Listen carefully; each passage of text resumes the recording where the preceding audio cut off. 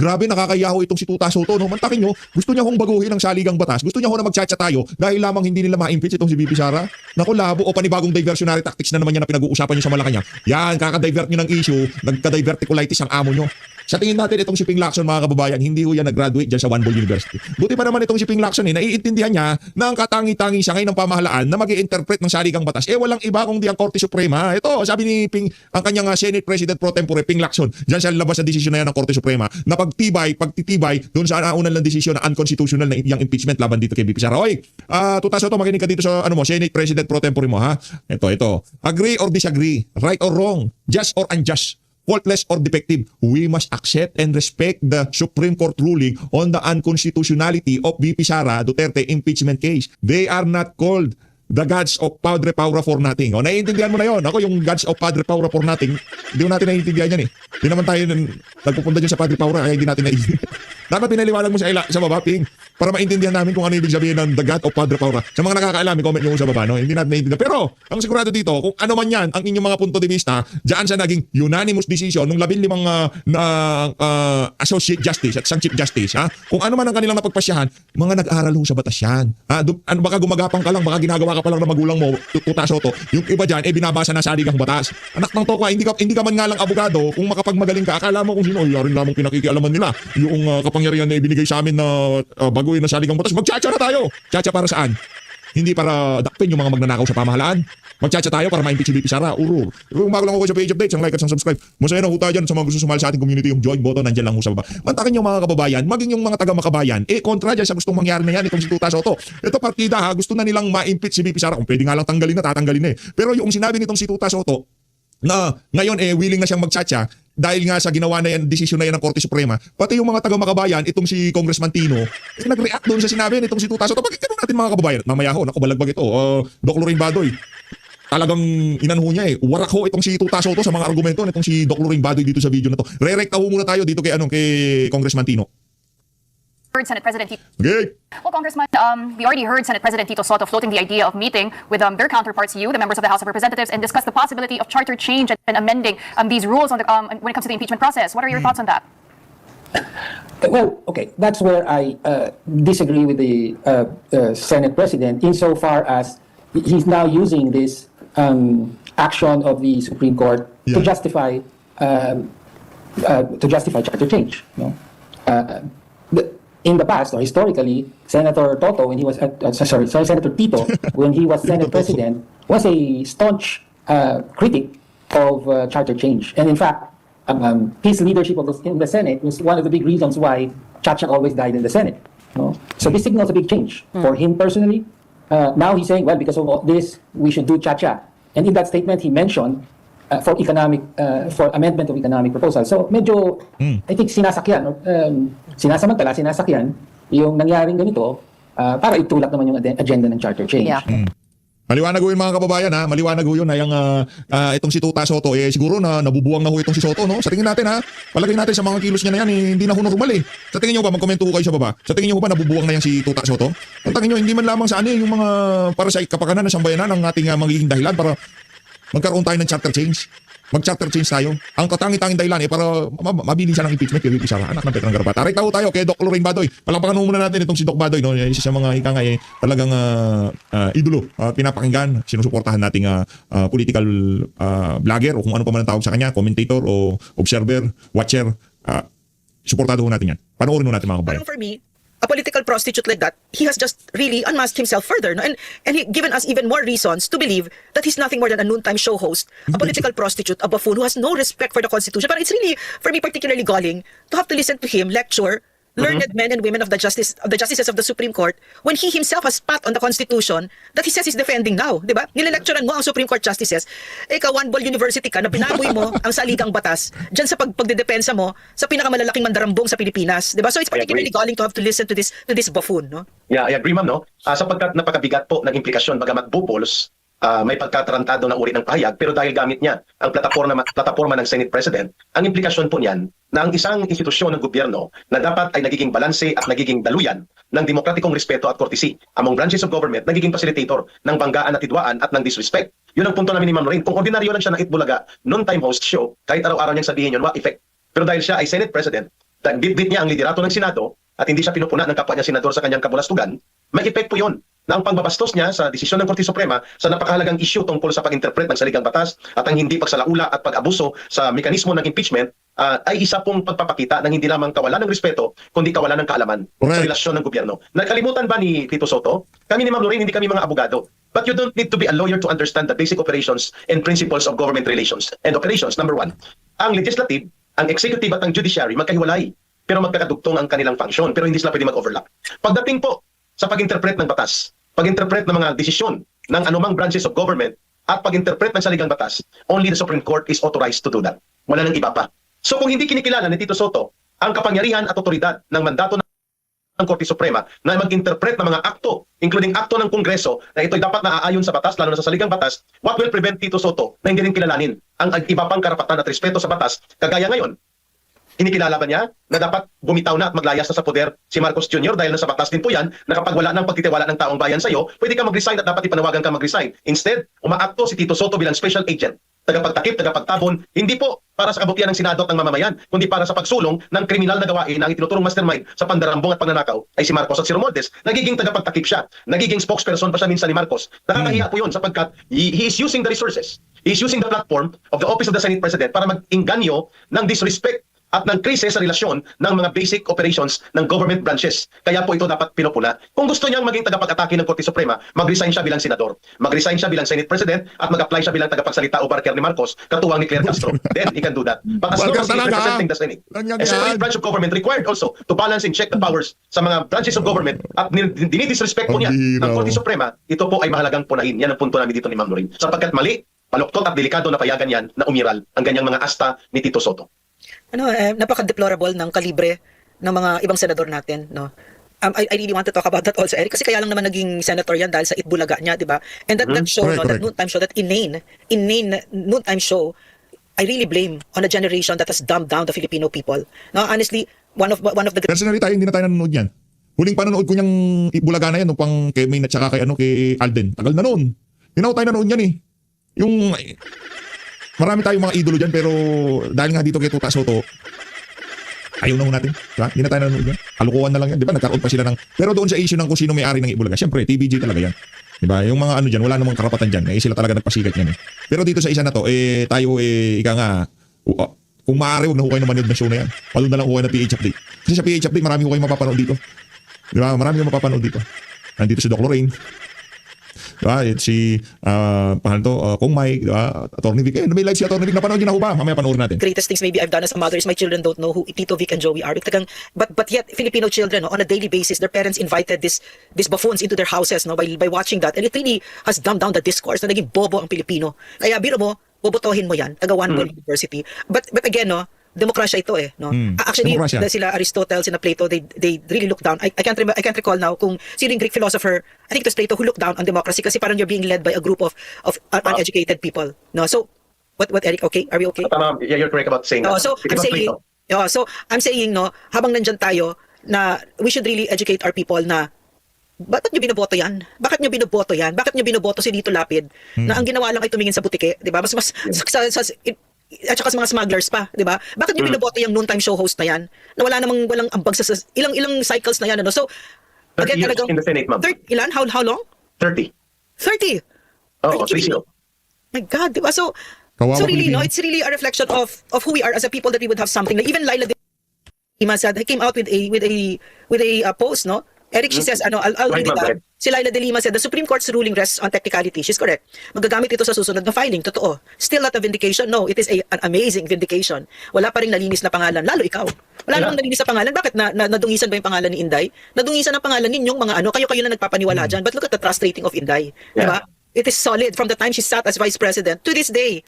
Yeah, wala pa rin nalinis na pangalan. Ikaw, anong pangalan mo? Diba? Yes. Nung SOJ ka, nung Secretary of Justice ka, you cuddled drug lords. And you exchanged sexual favors as well as financial favors with drug lords inside Kasi ma'am, BJP. ang pangangapit niya, hanggang when she was the Department of the Department of Bira Justice naman, Secretary, oo. she was still in office. Na Yeah, inamin niya yeah. in national television na kinakabit niya ang kanyang driver. Siya mismo nag-amin in public television program. And Eric, ano, yung ano, driver, niya hindi mayroon? lang isa pati. Oo, no? Yeah. may iba pa siyang mga bodyguard, yung police sa Senado. Mahilig kang lahat palagi na. Pambira talaga si Laila, oo. Nag-testify na pinapapasok niya sa kwarto niya Those are revelations. Pati yung pagpunta niya balik-balik sa kanay JB Sebastian, no? May itsura yun si JB Sebastian. Yes, oo. Balik-balik na doon sa kubol ni JB Sebastian hanggang madaling araw na siya bago lumabas. Yeah. That's all public record, 'di ba? And in plenary, yan, nilabas yan. 'Di ba? So I'm saying, people who live in glass houses, you cannot throw stones, no? I mean, bakit ka nagsasabi dyan ng linis-linis pangalan? You're a joke, 'di ba? Yung joke nga sa'yo, saba, 'di ba? At saka, Janelle, 'di ba? So I'm Huwag mong saying, kalimutan ng kwan, ha? Huwag mong kalimutan yung kanyang unliquidated niya is Yeah, almost yes. 198 million sa Department of Justice at ang kanyang no resibo at walang paliwanag na 98 million na confidential fund niya na lumayas lang siya sa DOJ, wala pong paliwanag sa COA ito. Naka-flag pa rin po ito. Kagaya rin yung antivirus sa PhilHealth. Yeah, na mahigit 1 billion ang na-flag sa kanila, hindi na ibalik ang pondo, tinakasan lang nila.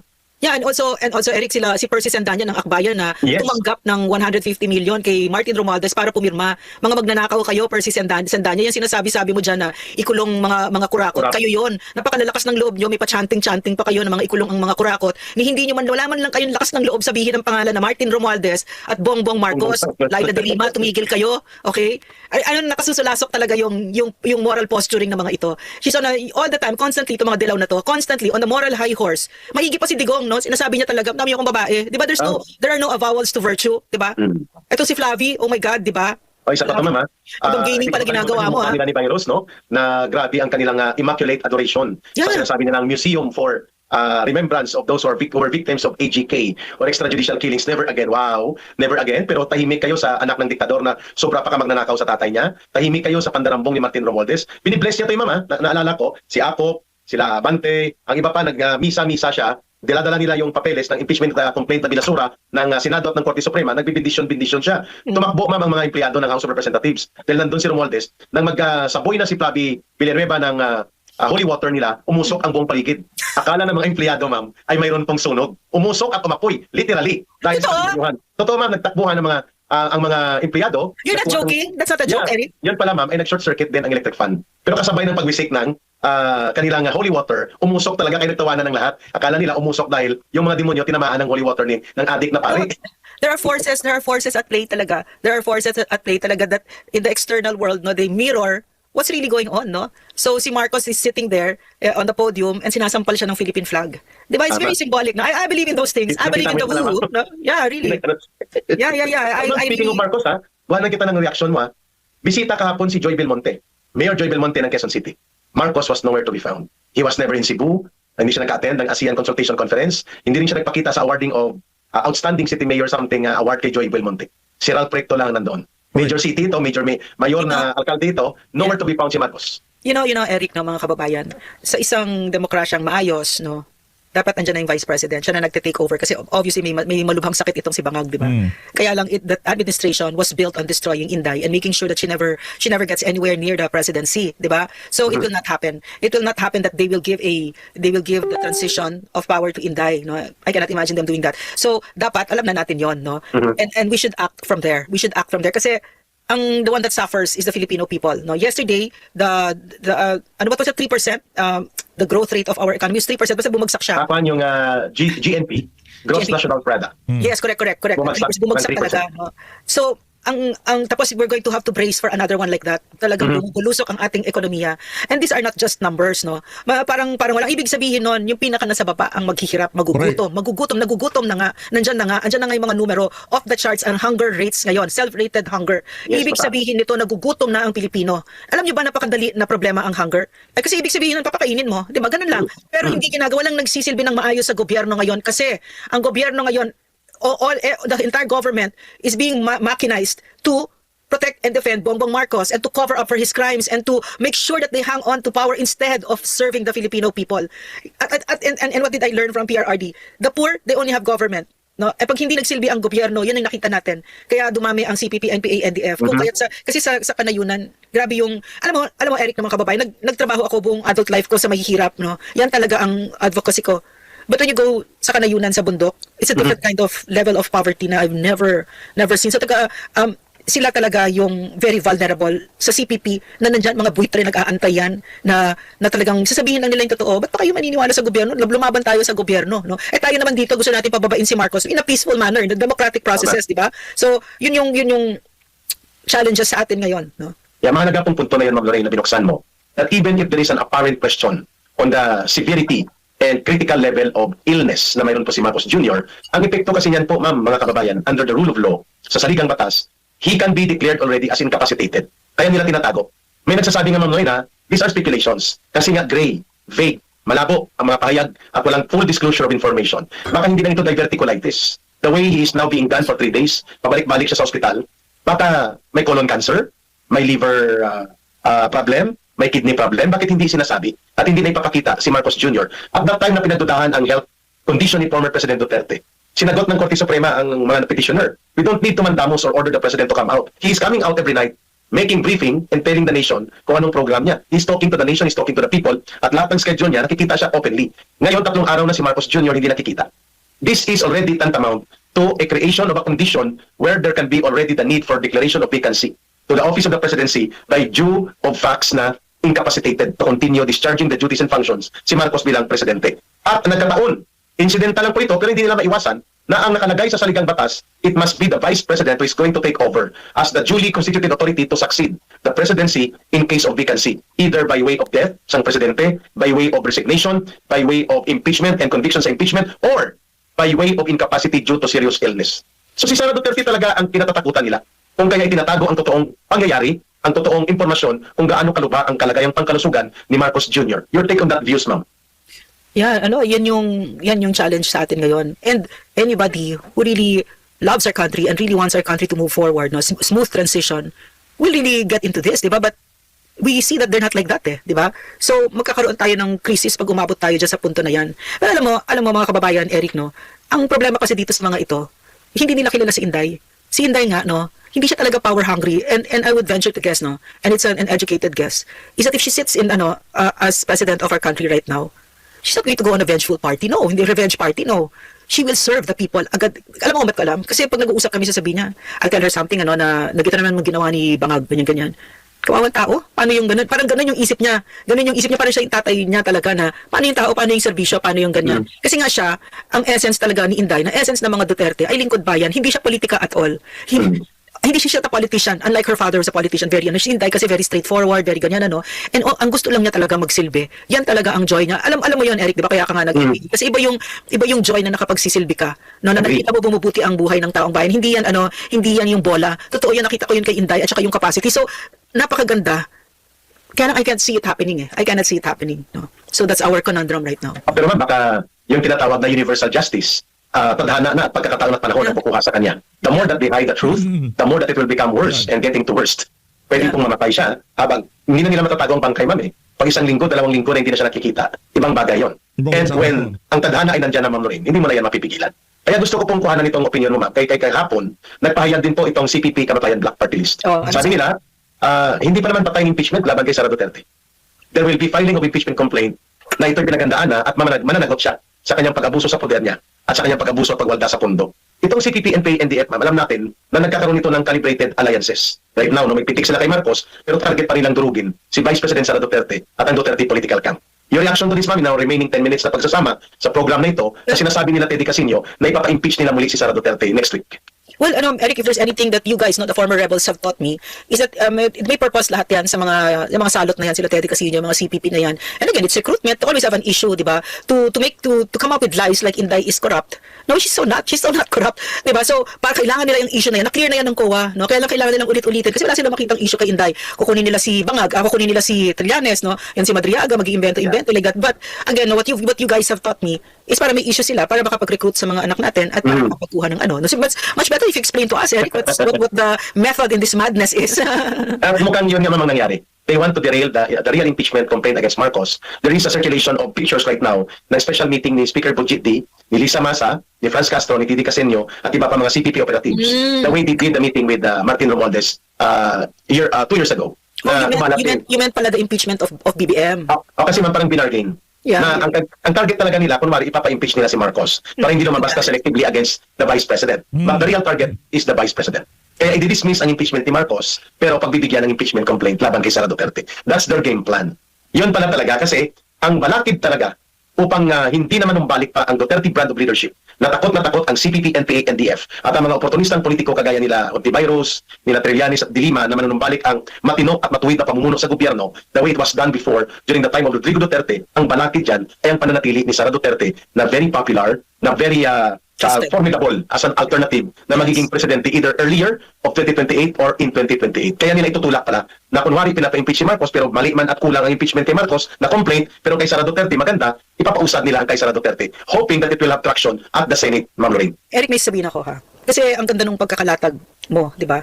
And all these years that we've sat together, no, with the LCAC and ganon, information was available, no, about the Yes. truth, di ba? But we've divulged it to at a great risk to our lives, di ba?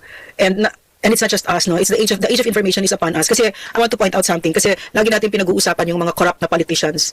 But in reality, there are a lot of corrupt Filipinos. And I'm talking about bloggers who are paid by Martin Romualdez and Bongbong Marcos and Lisa Marcos to cover up for them. No, and for me, no, they are just as guilty as these plunderers and itong mga drug addict na to, covering up for them. Itong mga bloggers na ito na nagpapabayad kayo. There's a video of me, of supposedly me in a recording, no, na ako daw ay, it's supposed to be my voice talking to but it's obviously not me, no. So they're doing all of this, but let me just, look at them in the eye. Nobody can ever say that about me.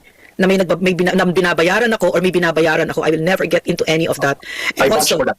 Oh yeah, definitely, no. Definitely. So, ito yung gusto ko talagang isipin natin ngayon, yung mga vloggers na yan. Mga putang ina yan. Kayo, Bayaran. kasama kayo sa pagwasak ng Pilipinas, kasama kayo sa paglunod ng ating mga kababayan, kasama kayo sa pagkamatay nila, pagsira ng mga bahay nila, pagkawala ng mga anak nila, kasama kayo dyan.